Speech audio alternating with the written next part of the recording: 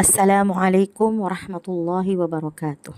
Bismillah, walhamdulillah, wassalatu wassalamu ala rasulillah wa ala alihi wa sahbihi wa man walah. Video pembelajaran kita pada kesempatan ini adalah Sejarah Kebudayaan Islam kelas 12 semester ganjil dengan judul Peran Wali Sanga dalam Penyebaran Islam di Indonesia. Peta konsep Wali Sanga ada 4, yaitu biografi Wali Sanga, strategi dakwah Wali Sanga, peran Wali Sanga terhadap peradaban Nusantara, dan keteladanan. Wali Sanga. Kata wali dalam bahasa Arab artinya pembela, teman dekat, dan pemimpin. Dalam pemakaiannya, wali diartikan sebagai orang yang dekat dengan Allah Subhanahu wa Ta'ala. Sanga dalam bahasa Jawa artinya 9. Jadi, Wali Sanga berarti 9 wali yang merupakan pelopor dan pejuang pengembangan agama Islam di Pulau Jawa pada abad ke-15 hingga 16 Masehi.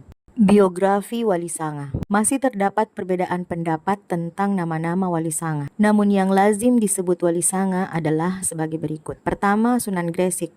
2. Sunan Ampel. 3. Sunan Bonang. 4. Sunan Kalijaga. 5. Sunan Giri. 6. Sunan Derajat. 7. Sunan Kudus. 8. Sunan Muria. Dan 9. Sunan Gunung Jati. Sunan Gresik atau Syekh Maulana Malik Ibrahim. Syekh Maulana Malik Ibrahim adalah seorang ahli tata negara yang menjadi penasehat raja, guru para pangeran, dan juga dermawan terhadap fakir miskin. Syekh Maulana Malik Ibrahim bermukim di Gresik untuk menyiarkan ajaran Islam hingga akhir hayat beliau. Pada tanggal 12 Rabiul Awal 822 Hijriah bertepatan dengan 8 April 1419 Masehi, beliau dimakamkan di Desa Gapura, Kampung Gresik. Sunan Ampel atau Raden Rahmat. Raden Rahmat adalah putra cucu Raja Campa. Ayahnya bernama Ibrahim As-Samarkandi yang menikah dengan putri Raja Campa yang bernama Dewi Chandrawulan. Sunan Ampel wafat pada tahun 1406 Masehi. Beliau dimakamkan di Kompleks Masjid Ampel, Surabaya. Sunan Bonang atau Makhdum Ibrahim. Raden Maulana Makhdum Ibrahim adalah putra Sunan Ampel. Sunan Bonang dikenal dengan ahli ilmu kalam dan ilmu tauhid. Maulana Makhdum Ibrahim mendirikan pesantren di daerah Tuban. Beliau wafat pada tahun 1525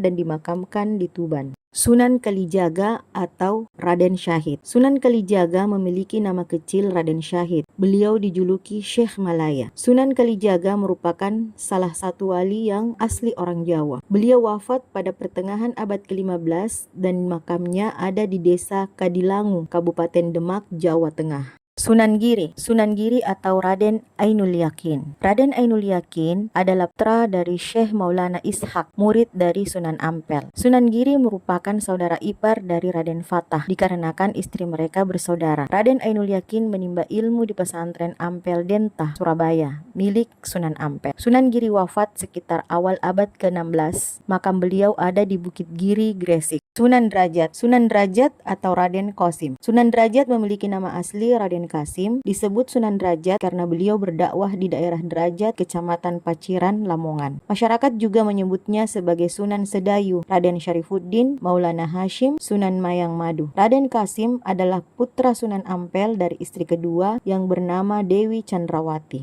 Sunan Kudus. Sunan Kudus atau Raden Ja'far Shadiq. Ja'far Shadiq merupakan putra Raden Usman Haji yang menyebarkan agama Islam di daerah Jipang, Panolan, Blora, Jawa Tengah. Dalam silsilah Sunan Kudus masih keturunan Nabi Muhammad SAW. Sunan Muria. Sunan Muria atau Raden Umar Said. Raden Umar Said adalah putra Sunan Kalijaga dengan Dewi Sarah. Nama aslinya adalah Raden Umar Said. Semasa kecil, ia biasa dipanggil Raden Prawoto. Dikenal sebagai Sunan Muria karena pusat dakwah dan bermukim beliau adalah di Bukit Muria. Sunan Muria meninggal pada abad ke-16 dan dimakamkan di Bukit Muria, Kudus. Sunan Gunung Jati. Sunan Gunung Jati atau Syarif Hidayatullah. Dikenal dengan sebutan Gunung Jati, nama asli beliau adalah Syarif Hidayatullah. Syarif Hidayatullah dikenal sebagai pendiri Kesultanan Cirebon dan Banten. Sunan Gunung Jati wafat di Cirebon pada tahun 1570 dan usianya diperkirakan sekitar 80 tahun. Makamnya terdapat di Kompleks Pemakaman Wukir Sapta Pangga di Gunung Jati, Desa Astana, Cirebon, Jawa Barat. Strategi dakwah Wali Sanga. Maulana Malik Ibrahim. Pada awalnya, dakwahnya menggunakan pendekatan kekeluargaan dengan menawarkan putrinya untuk diperistri Raja Majapahit. Upaya ini rupanya tidak berhasil karena belum sampai tujuan rombongan terkena serangan penyakit hingga banyak yang meninggal. Pada langkah berikutnya, Maulana Malik Ibrahim mengambil jalur pendidikan dengan mendirikan pesantren. Karena komitmennya dan konsistennya dalam mendakwahkan Islam, Maulana Malik Ibrahim dipanggil sebagai Bapak Spiritual Wali Sanga.